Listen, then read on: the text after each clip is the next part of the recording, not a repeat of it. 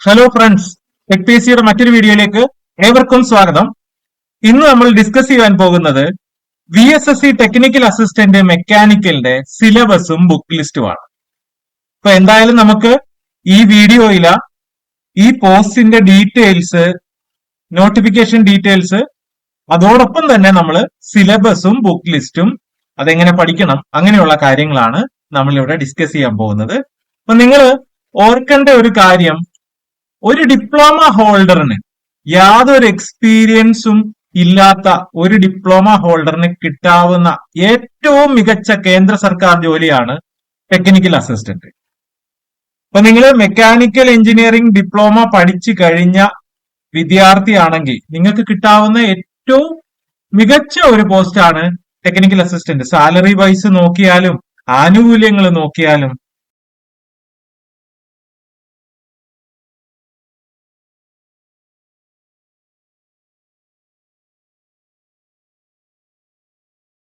Promotion സാധ്യതകൾ നോക്കിയാലും നിങ്ങൾക്ക് ഏറ്റവും മികച്ച ഒരു കരിയർ ഓപ്ഷൻ തന്നെയാണ് ഈ ടെക്നിക്കൽ അസിസ്റ്റന്റ് എന്ന് പറയുന്നത്. അപ്പൊ നമുക്ക് ഇവിടെ പോസ്റ്റ് വിളിച്ചിട്ടുള്ളത് വിക്രം സാരാഭായ് സ്പേസ് സെന്ററിലാണ്, VSSCയിലാണ്.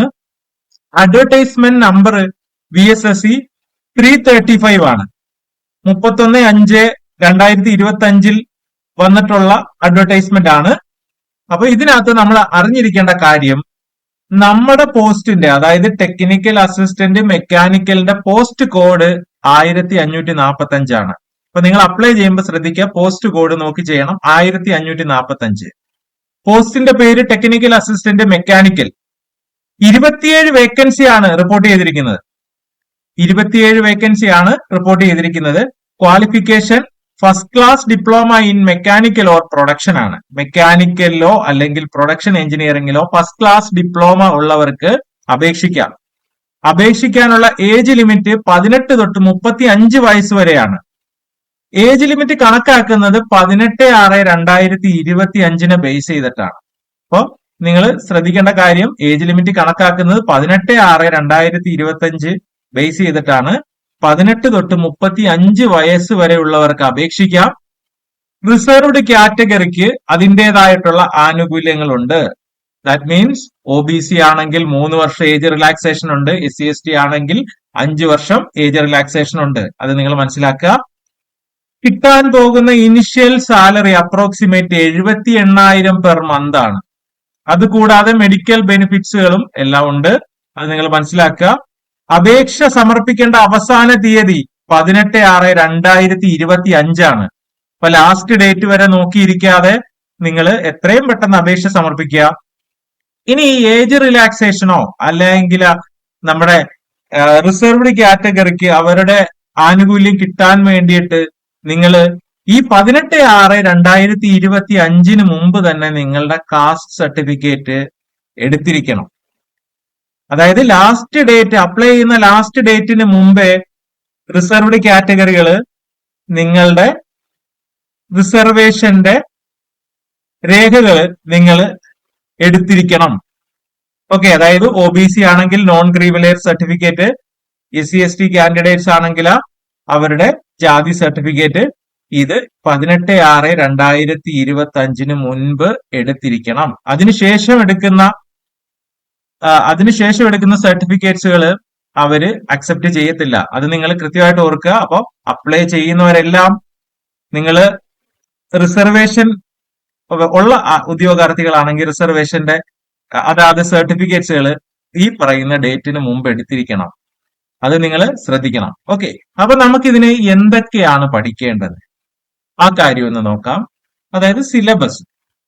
ഇപ്പോ നമ്മൾ തൊട്ട് മുമ്പ് നടന്ന പരീക്ഷകളുടെ ഒക്കെ സിലബസ് അനലൈസ് ചെയ്യുകയാണെങ്കിൽ അതിനകത്ത് പ്രധാനമായിട്ടും ടെക്നിക്കൽ മാത്തമാറ്റിക്സ് ഉണ്ട്. ടെക്നിക്കൽ മാത്തമാറ്റിക്സിനകത്ത് matrix, determinant, trigonometric functions, properties of trigonometric functions, properties of triangle, solution of triangles, functions, limits and continuity, differentiation, integration എന്നീ കാര്യങ്ങളാണ് ടെക്നിക്കൽ മാത്തമാറ്റിക്സിനകത്ത് പഠിക്കേണ്ടത്. പിന്നെ അടുത്തത് പഠിക്കാനുള്ളത് applied mechanics and strength of materials ആണ്. അതിനകത്ത് units and dimension, dynamics, circular motion, forces, rotational dynamics, simple stress and strain, shear stress and strain, thermal stress and strain, friction, properties of sections, torsion of shaft and springs, theory of simple bending and deflection of beams. ഇത്രയാണ് applied mechanics and strength of materials പഠിക്കേണ്ടത്. അടുത്തത് engineering materials.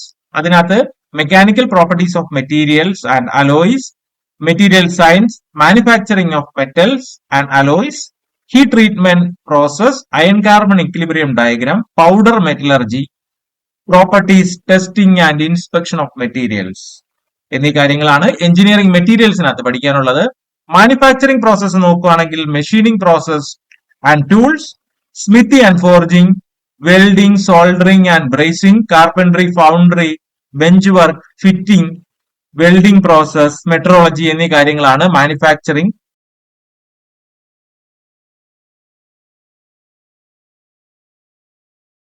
Technology അല്ലെങ്കിൽ manufacturing പ്രോസസ്സിനകത്ത് പഠിക്കാനുള്ളത്.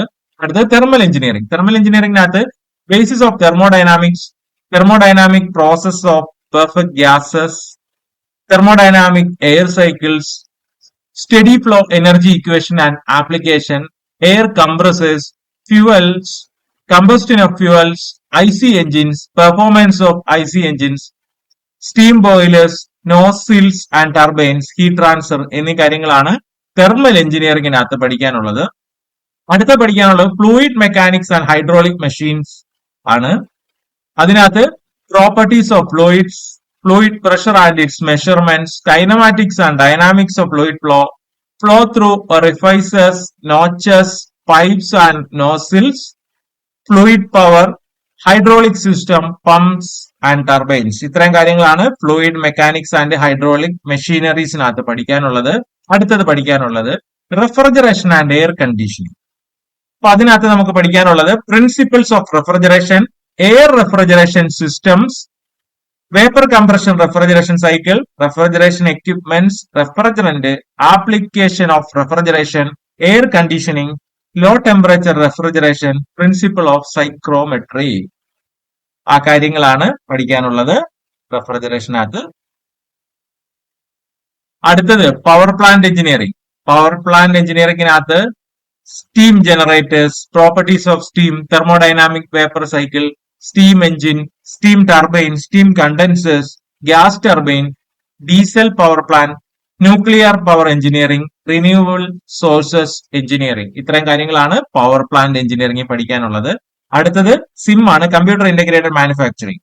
അതിനകത്ത് computer aided design and geometric modelling, computer aided manufacturing methods, computer aided process planning, CNC and DNC, basic elements of automation, basics of robotics and flexible manufacturing system. ഇത്രയാണ് computer integrated manufacturing അഥവാ സിമ്മിൽ പഠിക്കാനുള്ളത്. അടുത്തത് advanced production process. അതിനകത്ത് പഠിക്കാനുള്ളത് basic concept of NC and CNC. അടുത്തത് programming CNC machines, machining centres, turning centres, broaching machine, gear manufacture, press tool, processing of plastics, jigs and fixtures, jig boring, grinding, surface finishing methods, non-conventional machining, powder metallurgy, additive manufacturing. ഇത്രയും കാര്യങ്ങളാണ് advanced production പ്രോസസ്സിൽ പഠിക്കാനുള്ളത്.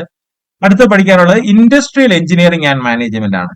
അതിനകത്ത് organisational structure, production planning and control, inspection and quality control, control chart, estimating and costing, value engineering, material handling and plan maintenance. ഇത്രയും കാര്യങ്ങളാണ് industrial എഞ്ചിനീയറിംഗിനകത്ത് പഠിക്കാനുള്ളത്. അടുത്തത് design of machine elements. അതിനകത്ത് നമുക്ക് പഠിക്കാനുള്ളത് basic requirement in design of bolts, nut, screws, shaft, keys, couplings, belts, chains and gears, flywheel and governors, cams, riveted joints, welded joints. ഇത്രയും കാര്യങ്ങളാണ് design of machine elements പഠിക്കാനുള്ളത്. അടുത്തത് പഠിക്കാനുള്ളത് machine drawings ആണ്. Machine ഡ്രോയിങ്ങിനകത്ത് fundamentals of engineering drawing, dimensioning, tolerances, standard symbols used in drawing, fit, process sheet etcetera. ഇത്രയും കാര്യങ്ങളാണ് machine drawing പഠിക്കാനുള്ളത്. അപ്പൊ നമ്മൾ ഇപ്പൊ ഡിസ്കസ് ചെയ്തത് സിലബസ് ആണ്. അപ്പൊ നിങ്ങൾ മനസ്സിലാക്കേണ്ട കാര്യം, ഡിപ്ലോമ ഫസ്റ്റ് ക്ലാസ് ഉള്ള കുട്ടികൾക്ക് മാത്രമാണ് ഈ പോസ്റ്റ് വിളിച്ചിരിക്കുന്നത്. ഫ്രഷ് ബിടെക്കുകാർക്ക് ഇത് അപ്ലൈ ചെയ്യാൻ പറ്റത്തില്ല. അത് നിങ്ങൾ കൃത്യമായിട്ട് മനസ്സിലാക്കണം. ഫസ്റ്റ് ക്ലാസ് ഡിപ്ലോമ ഉള്ള കുട്ടികൾക്കാണ് അയക്കാൻ പറ്റുന്നത്. അതായത് നിങ്ങൾ ഡിപ്ലോമ പഠിച്ചിട്ട് എഞ്ചിനീയറിംഗ് പഠിച്ചവരാണെങ്കിൽ നിങ്ങൾക്ക് അപ്ലൈ ചെയ്യാം. എന്നാൽ ഫ്രഷ് ആയിട്ട് എഞ്ചിനീയറിംഗ് പഠിച്ച മെക്കാനിക്കൽ എഞ്ചിനീയറിംഗ് പഠിച്ച കുട്ടികൾക്ക് അപ്ലൈ ചെയ്യാൻ പറ്റത്തില്ല. നമുക്ക് ഡിപ്ലോമ ഉണ്ടായിരിക്കണം, അത് മസ്റ്റ് ആണ്. Diploma in mechanical or production ഉണ്ടായിരിക്കണം. ഓക്കെ. അപ്പൊ ഹയർ ക്വാളിഫിക്കേഷൻ ഉള്ളവർക്ക്, അതായത് ഫ്രഷ് ആയിട്ട് ബിടെക് ഉള്ള ആൾക്കാർക്ക് അയക്കാൻ പറ്റത്തില്ല. അത് നിങ്ങൾ കൃത്യമായിട്ട് മനസ്സിലാക്കണം. അപ്പൊ നമ്മൾ പഠിക്കുമ്പം നമ്മൾ ഡിപ്ലോമ ബേസ് ചെയ്തിട്ടുള്ള ബുക്സുകളാണ് നിങ്ങൾ പഠിക്കേണ്ടതെന്ന് പറഞ്ഞാലും ഈ ടെക്നിക്കൽ അസിസ്റ്റന്റ് എക്സാം ഒരു ഓൾ ഇന്ത്യ ലെവൽ എക്സാം ആണ്. കോമ്പറ്റീഷൻ, നല്ല കോമ്പറ്റീഷൻ ഉണ്ട്. അതേപോലെ തന്നെ എക്സാമിന് ചോദിക്കുന്ന ക്വസ്റ്റ്യൻസിന്റെ സ്റ്റാൻഡേർഡ് നല്ല സ്റ്റാൻഡേർഡ് ക്വസ്റ്റ്യൻസ് ആണ്. അപ്പൊ നമ്മൾ ഡിപ്ലോമ പഠിച്ച ഉദ്യോഗാർത്ഥികളാണ് എങ്കിലും നമുക്ക് ഡിപ്ലോമയുടെ ബുക്സുകളെക്കാൾ ഉപരി ഒരു പടിക്ക് മുകളിൽ ഉള്ള ബുക്സുകൾ നമ്മൾ പഠിക്കുന്നതാണ് ഏറ്റവും ബെറ്റർ. നമ്മൾ ഡിപ്ലോമയിൽ പഠിച്ച ബുക്സുകളെക്കാൾ ഒരു പടി മുകളിലുള്ള കുറച്ചുകൂടെ സ്റ്റാൻഡേർഡ് ആയിട്ടുള്ള ബുക്സുകൾ പഠിക്കുന്നതാണ് നല്ലത്. അപ്പൊ അതിനു വേണ്ടിയിട്ടാണ് ഞാൻ ബുക്ക് ലിസ്റ്റ് ഇവിടെ പറയുന്നത്. ഇപ്പൊ ടെക്നിക്കൽ മാത്തമാറ്റിക്സ് സിമ്പിൾ ക്വസ്റ്റ്യൻസ് ആണ് ചോദിക്കുന്നത്. അതിന് നിങ്ങൾ ഡിപ്ലോമയ്ക്ക് പഠിച്ച ഏതൊരു നിങ്ങൾ ഫസ്റ്റ് ഇയർ ഡിപ്ലോമയ്ക്ക് പഠിച്ച ഏതെങ്കിലും ബുക്ക് മതി. ഇപ്പൊ ഞാൻ ഫസ്റ്റ് ഇയറിൽ നിങ്ങൾ പഠിച്ച പ്രൊഫസർ ഗീത വേണുഗോപാലിന്റെ മാത്സിന്റെ ബുക്കാണ് ഞാൻ പറയുന്നത്. നിങ്ങൾക്ക് ഫസ്റ്റ് ഇയറിൽ പഠിച്ച ഏത് ബുക്സ് വേണമെങ്കിലും യൂസ് ചെയ്യാം. അല്ലെങ്കിൽ നിങ്ങൾക്ക് അത് തന്നെ യൂസ് ചെയ്യണമെന്നില്ല, പ്ലസ് 1 പ്ലസ് 2ന്റെ മാത്സിന്റെ ബുക്ക് ആയാലും നോക്കിയാൽ മതി. എന്നാലും ഇതാകുമ്പോൾ ഇത് വളരെ ചെറിയൊരു ക്യാപ്സൂൾ ബുക്കാണ്, അത് നോക്കിയാൽ മതിയാകും. അടുത്തത് applied mechanics and strength of materials. അപ്പൊ applied mechanics and strength of materials നിങ്ങൾക്ക് പഠിക്കാൻ വേണ്ടിയിട്ട് 2 ബുക്കായിട്ടാണ് വരുന്നത്. SS ബവിഗാട്ടിയുടെ ബുക്ക് നിങ്ങൾക്ക് റെഫർ ചെയ്യാം. എഞ്ചിനീയറിംഗ് മെറ്റീരിയൽസിന് ഏറ്റവും ബെസ്റ്റ് ആയിട്ടുള്ള ഒരു ബുക്ക് ജയൻ ബ്രദേഴ്സ് ആണ്. പിന്നെ മാനുഫാക്ചറിംഗ് പ്രോസസ്സ് പഠിക്കാനായിട്ട് വർക്ക്ഷോപ്പ് ടെക്നോളജി പാർട്ട് 1 ഹജ്ര ചൗധരിയുടെ ബുക്ക് റെഫർ ചെയ്യാം. തെർമൽ എഞ്ചിനീയറിംഗ് RK രജിബുത്തിന്റെ ബുക്ക് നിങ്ങൾക്ക് റെഫർ ചെയ്യാം. Fluid mechanics and hydraulic machineries RK Bansal use ചെയ്യാം. Refrigeration and air conditioning RK Rajput use ചെയ്യാം. അപ്പൊ നിങ്ങൾ ഇത് മനസ്സിലാക്കേണ്ട ആ ബുക്കിലെ മൊത്തം കാര്യങ്ങൾ പഠിക്കണമെന്നുള്ളതല്ല, നിങ്ങളുടെ സിലബസ് പ്രകാരമുള്ള കാര്യങ്ങൾ സെലക്ട് ചെയ്ത് നിങ്ങൾ അത് പഠിച്ചതിന് ശേഷം നിങ്ങൾ ക്യാപ്സൂൾ നോട്ട് നിങ്ങളുടേതായിട്ടുള്ള രീതിയിൽ ഉണ്ടാക്കി വെക്കണം. അടുത്തത് power plant engineering. Power plant engineering ഒരുപാട് ഡെപ്തി നിങ്ങൾക്ക് ആവശ്യമില്ല. അത് RK ജയന്റെ ഡിപ്ലോമ കരിക്കുലത്തിന് വേണ്ടിയിട്ടുള്ള പവർ പ്ലാന്റ് എഞ്ചിനീയറിംഗിന്റെ ബുക്സ് ഉണ്ട്. പിന്നെ കമ്പ്യൂട്ടർ ഇന്റഗ്രേറ്റഡ് മാനുഫാക്ചറിംഗ് MB ഗ്രൂവറിന്റെ ബുക്കാണ് ബെസ്റ്റ്. അഡ്വാൻസ്ഡ് പ്രൊഡക്ഷൻ പ്രോസസ് ആണെങ്കിൽ അതും ഡിപ്ലോമ ലെവലിൽ നിങ്ങൾക്ക് നോക്കിയാൽ മതി. Advanced manufacturing for diploma course by Prashant K അംബേദ്കറിന്റെ ബുക്കുണ്ട്. ഇൻഡസ്ട്രിയൽ എഞ്ചിനീയറിംഗ് ആൻഡ് മാനേജ്മെന്റിലെ OP കന്നയോ അല്ലെങ്കിൽ മഹാജനോ നിങ്ങൾക്ക് യൂസ് ചെയ്യാം. Design of machine elements VB Bhandari ആണ് ബെസ്റ്റ്, നമുക്ക് റെഫർ ചെയ്യാം. ഇനി മെഷീൻ ഡ്രോയിങ് നിങ്ങൾ ഡിപ്ലോമയ്ക്ക് പഠിച്ച PI വർഗീസോ അല്ലെങ്കിൽ ND ഭട്ടിന്റെ ബുക്ക് നിങ്ങൾക്ക് യൂസ് ചെയ്യാം. അപ്പൊ ഇത്രയും ബുക്കിലെ കാര്യങ്ങൾ നിങ്ങൾ റെഫർ ചെയ്താൽ നിങ്ങൾക്ക് ഒരുപാട് മാർക്ക് നിങ്ങൾക്ക് പോകാതെ, അതായത് നിങ്ങൾക്ക് മാക്സിമം സ്കോർ ചെയ്യാൻ പറ്റും. നിങ്ങൾ ഡിപ്ലോമ ലെവലിലുള്ള ബുക്സുകളാണ് റെഫർ ചെയ്യുന്നതെങ്കിൽ ചിലപ്പോൾ അതിന് പുറത്തൊക്കെയുള്ള ചോദ്യങ്ങൾ ചോദിക്കും.